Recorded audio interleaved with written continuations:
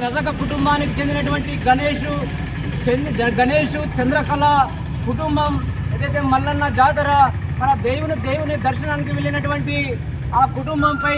పాశవికమైనటువంటి దాడి జరిపి 2 నెలల పసికందుకు మరణానికి కారకులైనటువంటి దుండగులను శిక్షించాలని చెప్పి వాళ్ళ రాజపేట మండల కేంద్రంలో వాళ్ళ రజక సంఘాల ఆధ్వర్యంలో చేపట్టేటటువంటి ఈ నిరసన కార్యక్రమానికి ఇందులో పాల్గొన్నటువంటి అందరికీ కూడా పేరున ప్రత్యేకమైన ధన్యవాదాలు తెలియజేస్తూ మరి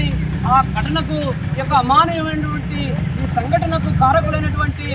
శ్రీనివాస్ రెడ్డి కానీ అదేటువంటి అనేక మంది యొక్క భూస్వామ్య వర్గానికి చెందినటువంటి అగ్రకుల భూస్వామ్య వర్గానికి చెందినటువంటి దుండగులను ఖచ్చితంగా ఎంత ఫిర్యాదులో పేర్కొన్నటువంటి 8 మంది పైన